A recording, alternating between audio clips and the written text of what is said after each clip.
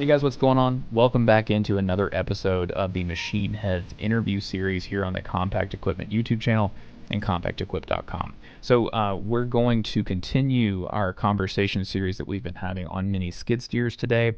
We're going to be talking with Brant Kukuk, who is a product manager for Ditch Witch. Obviously, the category of mini skid steers has grown tremendously just in the last 4 or 5 years. It's a long established category, and Ditch Witch is one of the oldest players in that category, actually producing the machine with the highest lift capacity of all mini skid steers on the market today, which is the SK3000. But since then, really since introducing that machine in 2017, a lot has really changed in the industry. It's kind of oriented itself, or the market has really oriented itself around this 1,000 pound rated operating capacity machine size class. And several new competitors have entered the market since 2020. Several new and popular machines have entered the market since then. So we're going to talk with Brant today a little bit about how Ditch Witch is coping with all of this newfound competition, how the industry or how this segment has changed, and kind of what Ditch Witch's really fundamental kind of philosophy when they approach designing mini skid steers is today, and kind of what maybe how the popularity of certain models has kind of shifted in this lineup, and what are some of the most popular models today. So lots of good stuff to get into. So without further ado, here's Brant Kukuk of Ditch Witch. Brant, you're the product manager at Ditch Witch for compact equipment up to 74 horsepower. Again, thank you so much for joining us today to talk through this really interesting segment of machine. And we'll first kind of start with discussing the stand-on skid steer kind of segment itself. Over the last several years, obviously this segment has kind of grown from just a few brands to several competing brands. A lot of it around that 1,000 pound capability mark, but multiple models, multiple brands now, lots of interest, lots of growth. Within Ditch Witch, I mean, you guys have been established in this segment for as long as just about anybody. Except for maybe some of the ones that were there at the very, very, very beginning. But, what do you guys attribute the growth that you have seen in this segment to? Just kind of like the increase in interest in usually really the last kind of like 5 to 7 years? Yeah, I think the stand-on skid steer is filling a space in the market that has helped the landscaper, hardscaper, arborist complete jobs on compact job sites compared to a traditional cab skid steer. These machines are much smaller in size, still very capable as far as the lifting capacities, and more affordable than a compact track loader has been in the past. So it's starting to fill a lot of those spaces, startups, the small crews, where it's more affordable for a smaller crew to go out and make this entry-level purchase to get into some machine-type functions where they're needing to lift 1,000 pounds. Like you said, a lot of competitors coming in at 1,000-pound space, that's more than 3 or 4 guys can lift. So it's really helping reduce the crew sizes.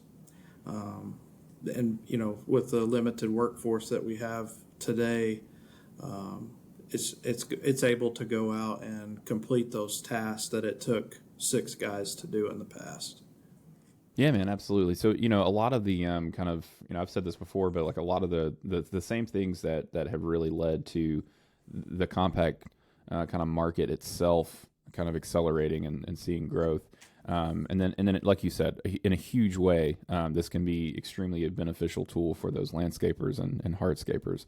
And even in a lot of construction applications as well. But from you guys' standpoint, what are the key kind of design aspects or features that a modern, mini skid or stand-on skid steer has got to deliver? What are people specifically looking for in these machines here in 2024 as opposed to maybe what they look for in the past? Yeah, so all the models now come with a platform, so you are standing on the machine. That way you can travel with the machine at faster speeds. So the old models, when this was first introduced into the market, you would walk behind it, and you were limited in speed. right? Because you're walking behind it. But now most all models are coming with platforms so you can ride on them. They've gotten faster over the years. And one of our SK3000 is our fastest model at 6 miles an hour. So it can really get back and forth on a job site. You're moving material back and forth. You want to be on that platform so we can go as fast as we can and still be able to ride it. But that's the biggest feature that's developed over the years is the easy on-off. You got the platform, you're off, you're moving material by hand, and then you get back on. So you're becoming an operator and a guy on the ground very easily without having to climb out of a cab like a traditional skid steer. That's the biggest feature of the stand-ons is that easy on-off 360-degree visibility that you get with this type of a machine. The other thing is that these machines have stayed fairly simple in controls. You typically have like 3 joysticks on a stand-on skid steer. One's for your ground drive, one's for your auxiliary function, and then the third lever for your loader arm functions. So they're very easy to operate. On the Ditch Witch machines, we have very similar controls across all the models. So if you jump on one entry-level model, you would be able to run an SK3000, our largest model, because all the controls are similar across the board and very intuitive for operating. So very easy to operate for entry-level all the way to an experienced guy. So once you've been on one machine, you're capable of running all the models. So that's been good for the rental yards too. The rental yards like that, where a homeowner can come in, get on a machine with a few instructions, they're off and running. Yeah, no, absolutely. And then like kind of thinking about some of those features that you were just talking about there, and some of the design priorities. As the market has kind of matured even further in these last 5 to 7 years, because I mean, the SK3000 was launched even like 3 or 4 years before. I kind of see 2020 as almost like a demarcation kind of line where it really felt like that's when this segment really kind of accelerated in a really big way in terms of going from like 3 or 4 competing manufacturers to 5, 6, 7. And the 3000 was announced, a few years before that. But when you think about kind of like some of these modern demands and again, that kind of clumping up of kind of like interest around that 1,000 pound mark, and you guys had a wide, you guys and parent company, Toro now have had a wide kind of like array of kind of lift capacities and size options, for years. When you guys have seen kind of like that interest start gravitating toward that 1,000 pound mark specifically, has that kind of changed the way that you guys have started to kind of design these machines in terms of like response to the market? Has it changed your kind of understanding of what customer demand is centered around, or kind of like how you should design these machines? How has that kind of like either reshaped your design priorities or kind of like changed the way you kind of think about these machines recently? Yeah, I think being in the mini skid steer business for 20 years now, we have really developed our machines over these years. We felt very stable in our designs by the time that these competitors have came into play. And we have a lot of focus on making a more reliable machine. With the launch of the SK1750, we're out of that space of all the other entry-level machines have came into. The 1750, we've focused on reliability with the undercarriage. We have new tri-track system with a tension window that's easy for the operator to know what the track is tensioned to and what it should be tensioned to. So he's very reliable on a job site. The number one concern on these job sites is downtime, right? We got to keep these machines running. With all these other competitors coming into play, we're keeping our focus on the reliability of our machines, so we can stay ahead of the competition in that way. And like I said, with the new tri-track system on the 1750, We've put new rollers under it, so the rollers are even more reliable, more durable, and just keep our focus on that. And with our experience in this market, it's interesting to see the competitors come in and do things maybe a little bit differently. Like, well, we've learned that, and there's reasons why we didn't do that, or just it's interesting to see that. But our main focus is to continue to make a more reliable machine. Gotcha. And for you guys in the lineup, you mentioned the 1750, and then obviously you got the 3000 at the top of the lineup. If you kind of had to kind of generalize things, which of your machines or what type of machine, what kind of like size category, if there's a specific one, which of those machines is generating the most interest for you guys right now?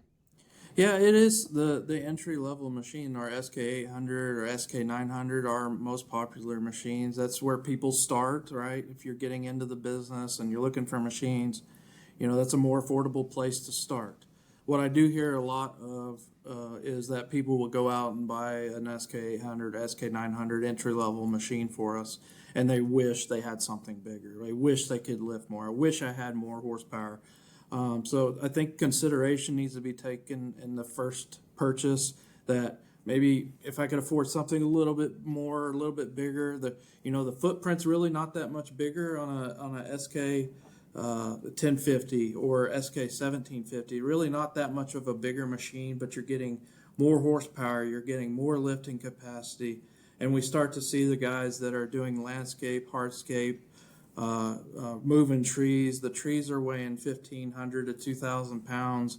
That the hardscapes, the big boulders that people are moving, you can't hardly do that with the 1,000-pound machine. So we've had a lot of focus on the breadth of our product line. So you can go out with a mini stand-on skid steer and go tackle those jobs with boulders or sod or big trees, big tree stumps. You can go move those into trucks.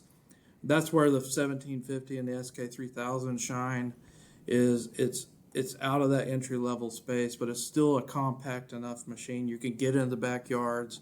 You still have the 360-degree visibility, but you're going out and you can do more with them. You can run heavier duty attachments. You can lift more with pallet forks and so on. With all of what you just said, kind of under consideration, one of the things that kind of popped up in my mind as you were talking there was,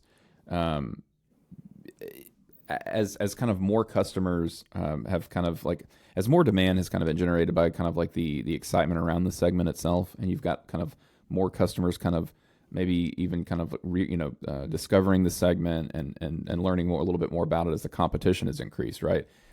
Has that kind of, because when you were talking about like the 800 and the 900 and then kind of getting into the machine for the first time and then seeing what those capabilities are, or maybe even like starting with a 1,000-pound capacity machine, and seeing what that can do.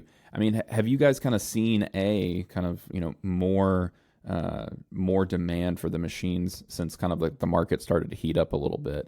And then B, how much of that have you seen of kind of like, okay, we thought 1,000-pound machine would kind of be enough, but now we know that we actually need a 1,700-pound machine, or we need a 3,000-pound machine, and it's almost kind of like you guys are being proven right about having the breadth to begin with, whereas even a lot of these market entrants and the increased competition, while that has made more people aware, now they're kind of like learning that wait, that's why this whole segment was as established as it was and had so many weight options. How much of that are you seeing where people are thinking like they're coming in at 1,000 and then quickly realizing like, no, we need a little bit more capability than that?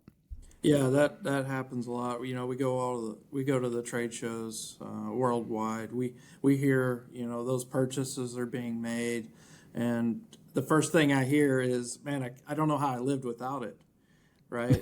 Even a 1,000-pound machine. How did I live without this for 10 years in business? And I'm amazed by the capabilities of these machines, and all the benefits that we've talked about. But then their immediate reaction is, I wish I could just lift a little bit more. And I was like, well, that's why we have these 5 different models in our lineup.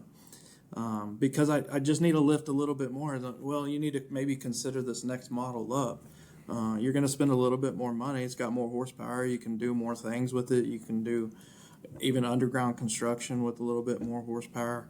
We see some of the bigger stand-on skid steers doing underground construction where it consumes horsepower, where you need that 44 horse or that 59 horse to go do those jobs.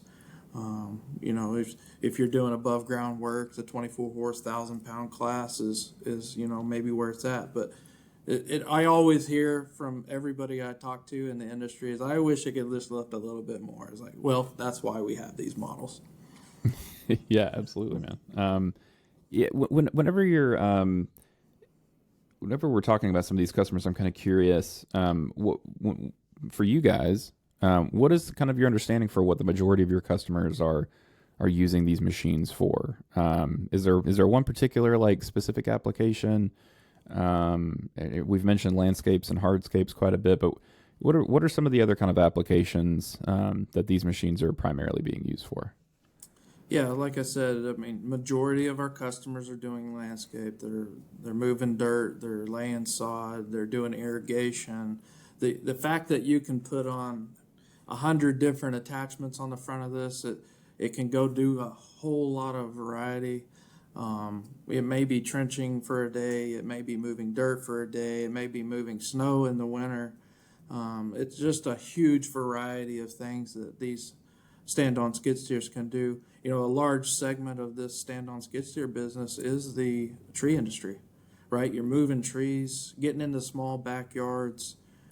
We just recently had a storm roll through here in town. They're using stand-on skid steers to clean up all the brush and debris that the winds had tore down. Just ability to get into small neighborhoods has really been the key for these stand-on skid steers, where a traditional cab skid steer is you're not going to be able to see behind you as well in these small yards. You don't want to run over gas meters and whatever else is in the yard. You have that full 360-degree visibility. With that stand-on skid steer, you can really see the yard, right, that you're working in. You may have to get through a 36-inch gate, and some of our stand-on skid steers can do that, because people don't want to tear down the fence, or I don't want you to touch my precious garden I've spent years working on. Please go work around this garden, and you have to just have a narrow machine, and we do have that if you need it. Yeah, no, absolutely. I mean, I think, obviously landscapers, hardscapers, but then just about any residential type work, whether it's, in smaller private contractors, I mean, electricians or, tree guys or just about anybody can find quite a bit of utility in these machines. And it actually, like you said, it solves a lot of problems for them. Whereas in the past, they might have, you've had like a tree guy come in to get a tree down, and they might, there might have been a customer that said, well, I'm not tearing my fence down. And they're like, well, we have no other way of getting, this skid steer back there to kind of get all the stuff out, skid steer or CTL back there. So it solves a lot of problems for a lot of different types of work. Now, one of the other things that you mentioned was just kind of like how easy to operate these machines were, a lot less intimidating. And I think that obviously the other customer type that brings in obviously is like the either the people who are kind of unfamiliar with these machines and are professionals, or B, even like homeowners, hobbyists, kind of like weekend warrior type folks. So tell us a little bit about the approachability of these machines, and kind of like you mentioned earlier, they got to be easy to operate. In terms of the approachability, how does that kind of have an impact on the business for you guys too? Yeah, so you mainly see that in the rental yards. So if a homeowner goes into the rental yard and they see a cab skid steer and a stand-on skid steer sitting there, you're migrating towards a stand-on skid steer because I can just jump on the back of it. I have color-coded controls. I have 3 levers I'm looking at versus 10 different switches. I have no idea what these other switches do. These stand-on skid steers are very simple in that aspect that you see 5 controls in front of you, like, okay, I could figure this out. Yeah, 100%. And on the other end of that, you've got like the SK3000, which was like I said, introduced kind of several years ago now, and remains kind of like the most powerful product in this segment, period. 3,000 pounds of lifting capacity, something a lot of skid steers and CTLs can't do in that package. Tell us a little bit about this machine, and who's using this machine. What are they typically using it for? Like, what are the typical types of applications that it's? Give us an idea of like who out there is really making use of that 3,000 pound lifting capacity. Yeah, so that machine was introduced to go do more, right? With the 1550 predecessor to the 1750, there were still customers asking for more. Can I get a machine that can do more? And our answer to that was the SK3000. It can go out and do more. It can lift more. It's got more horsepower to the auxiliary. So we do see a lot of arborists taking advantage of the lifting capacity, moving these big 4-foot stomps out to the trailers in the front yards. And also the underground business is really good for us in the SK3000 because it does put enough horsepower to the ground. We can go do micro trenching with it. We can do deeper trenches up north, 4-foot trencher on the front of it. It has enough horsepower to go run those heavy duty attachments that a small 24 horsepower machine could not do. Do you guys see? I mean, and because of this breadth of machines, I mean, sometimes the 3,000 is going to be the deal. Sometimes it's going to be something that is a little bit smaller that can kind of sneak through a backyard gate. How typical is it, and you guys experience to see contractors with?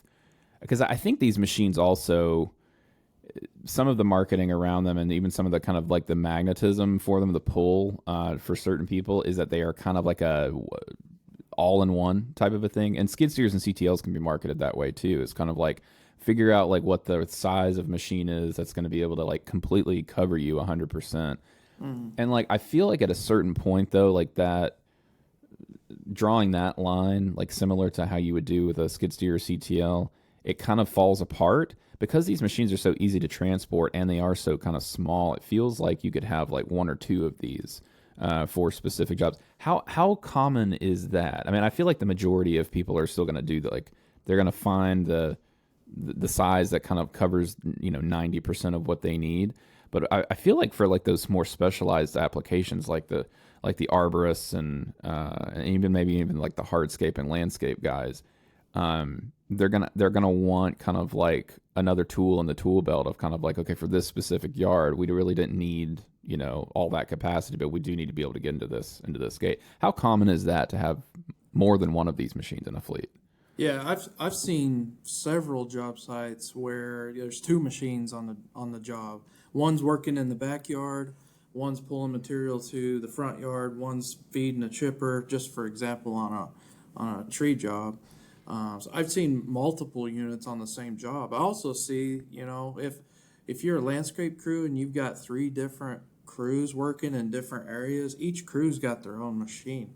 They're affordable in that fact that you could buy 2 or 3 for the price of a traditional cab skid steer, right? So every crew I have, I can afford to put a machine with them, and they can go do different jobs also. Not only having maybe 2 or 3 machines on the same job site is I can spread my crews out and we can go tackle a bunch of different jobs during the same day.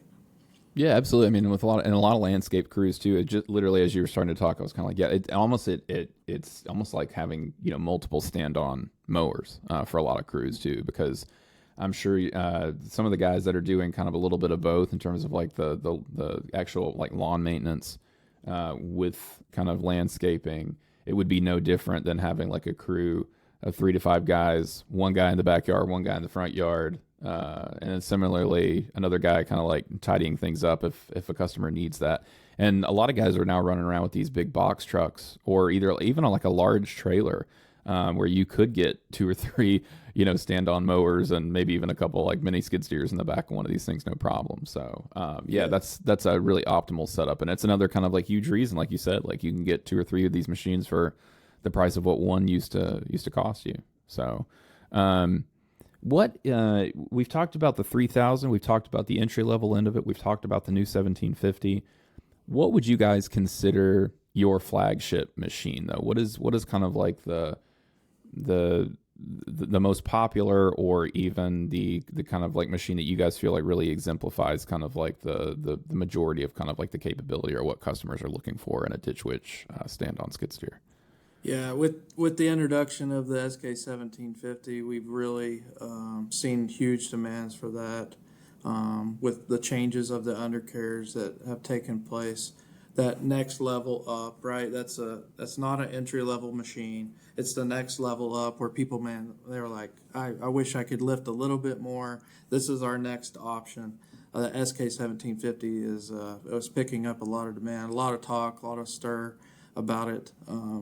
So we're really excited about that machine. It's been in the market for 7 months now. We're really picking up production and starting to see that demand, and people start to talk about it like that's the machine I want. Yeah. So I mean, like when you think about, let's kind of contextualize it this way, with so much of the market kind of gravitating to that 1,000 pound capacity.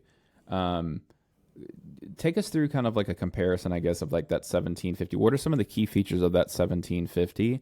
And then like when are some of the times where you're kind of like, okay, well, this is when you should maybe start thinking about 1,000 pound machine instead of the 1750. But yeah, kind of take us through that compare and contrast there. Yep. So you're looking at 24 horse on the entry level machine versus this 1750 having 44 horse. So we have much more capabilities in that aspect of running an attachment, maybe like a trencher or a Harley rake or a snowblower that does demand that extra horsepower up front on the auxiliary system. When you're looking at that, maybe you're doing a lot of tilling, a lot of raking. Maybe you need to do grading. You start to look at that bigger machine that can move more material, lifts more. That's really where that focus has been, and how it's different between a 24 horsepower unit. 24 horsepower unit can run attachments, but it depends on what you're doing. You can't dig as deep. You can't dig as wide. You can't do as much with 24 horse that you could do with 44 horsepower machine. And with the 1750 only being 47 inches wide, you can still get through that 4 foot gate. You're not going to get through a 3 foot gate, which that's where the 24 inch or 24 horsepower machines shine, is that 3 foot gate, right? That's kind of your 3 foot gate machine, and then you jump up to SK 1750, and that's your 4 foot gate machine. But your capabilities on that, outweigh, right, some of the differences, right? And we're not seeing as many 3 foot gates nowadays as we used to, with all the zero turn mowers and stand on mowers that have came out. They're wider than 3 foot, so a lot of people are not putting 3 foot gates in anymore. They're 5 foot gates. So that SK 1750 being 47 inches wide can get through most gates that we're starting to see in the backyards because of the mowing industry helping change the gate size. Yeah, no, absolutely. Yeah, that's a really good point. And then one of the other things too, in terms of that, if guys are opting for that 1750, what are the types of things that extra 750 pounds of capacity? I mean, obviously just like heavier things in general, but like how for those guys that really opt for that 1750, like what are the specific things typically that are that they're doing? Is it mostly the arborists and the hardscapers that are opting for that? Not necessarily. It's more efficient in the fact that you may only have to take half the trips that day, and you can move on to another job. Gotcha. Right? You're not cutting the trees as much. You're leaving them twice as long as you could leave them with a 1,000 pound machine. You may be moving twice as much dirt in one load. You're cutting down on your trips. You're being more efficient. You have more horsepower to move, more materials. That way, you can get to that second job on the day, because that's important, right? I want to do 3 jobs a day. I want to take down 3 trees a day. But you're not going to do that with a 1,000 pound machine, because you're making a lot of trips, right? You're making twice as many cuts. You're making twice as many loads with dirt. Just being more efficient on job site with a little bit bigger machine is really where it shines. Kind of finishing up here, I did want to give you a second to talk a little bit about some of the other key features on the 1750, and if you want to repeat some of them as well, just to kind of give us like a definitive kind of list here, since we've been focusing on this machine. What are kind of like in your eyes kind of some of those key kind of standout features of the 1750? Yeah, like I said, the first one I wanted to mention again is the patent pending tension window. So you can walk up to this machine, you can see exactly how the tracks are tensioned. I don't know if you've thrown a track on a skid steer before, but it's very painful to get back on. I want to know that this track is tensioned correctly. We've came out with a solution that you can physically walk up, see it. Within seconds, if your track is tensioned correctly or not. You're not guessing. There's no guesswork. We've taken that completely out of the operator owner's eyes and be able to just focus in on making sure that track is tensioned before you go out to the job site every day. That's the number one aspect of the SK1750 is a really cool idea, patent pending tension window that we have. The other one is that being more reliable, having a more reliable roller under that track frame is something that we focused on. We want to make sure that our machines are going out every day, being reliable and not having any downtime.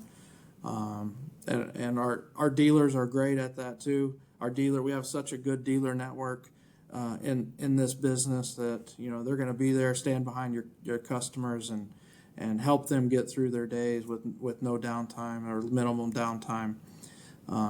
Is really where we're focused on. The other something I'd like to throw out is that if you have questions, our local dealers across the world are there to help. They're there to answer questions. If you're curious about what machine would best fit your business, reach out to the local Ditch Witch dealer. They're there. They know what the job sites look like in your areas. They're a great resource for just bouncing questions off of. I just wanted to throw that out there as an option to talk more about this market and the machines that we offer. Yeah, man, absolutely.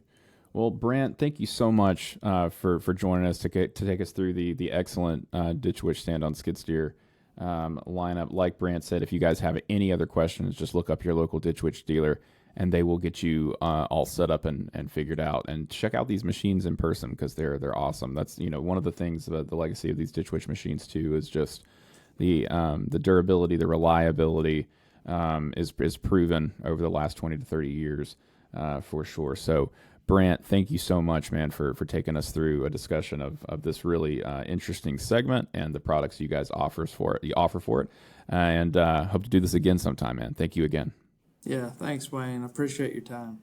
All right, guys, that's going to wrap it up for this conversation on Machine Heads interviews. Thank you guys so much for watching. Thank you so much again to our guests for joining us today for this great conversation on mini skid steers. Look, if you like this video, found it interesting in any kind of way, or if it's helping you make your next buying purchase, do us a favor and hit that like button below. It helps us bring you more content like this. Do us another favor, subscribe to the Compact Equipment YouTube channel here on YouTube, or head over to YouTube if you're watching this on our website. And if you're not on our website, be sure to check out compactequip.com, where you can find a lot more coverage just like this of the compact equipment industry. Thank you guys so much for watching. We'll see you in the next one.